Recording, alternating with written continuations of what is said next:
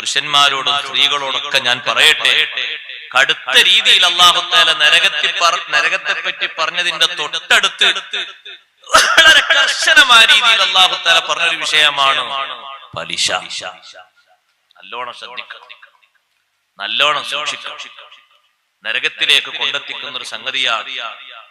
ലാ തഅകുലു ദിബാ ദഅഫൻ മുദഅഫ വത്തഖുല്ലാഹ ലഅല്ലകും തുഫ്ലിഹൂൻ വത്തഖുൻ നാറല്ലതി ഉഇദ്ദത് ലിൽ കാഫിരീൻ. നരകത്തെ പറ്റി പറഞ്ഞപ്പോൾ തൊട്ടപ്പുറത്ത് അല്ലാഹു തആല പറഞ്ഞു, പലിശ ഭക്ഷിക്കരുതേ, ശ്രദ്ധിക്കണം, സൂക്ഷിക്കണം. ഡെപ്പോസിറ്റിംഗ് മാർഗങ്ങളായി നമ്മൾ ആൾക്കാർ കണ്ടെത്തിയിട്ട് ഇൻട്രസ്റ്റ് ഇത്ര അധികം ഉണ്ട് എന്ന് മൊബൈലിലേക്ക് മെസ്സേജ് വരുമ്പോഴേക്ക് അത് പോയി വാങ്ങുക. യഥാർത്ഥത്തിലുള്ളത് അവിടെ സൂക്ഷിപ്പാണ്. വർഷാവർഷം ഇവന് മികവ് കിട്ടുന്നത് വാങ്ങിയിട്ട് സംഭാവനയും ഭക്ഷണവും മരുന്നും ഒക്കെ അതിന്റെ ബാക്കിയിൽ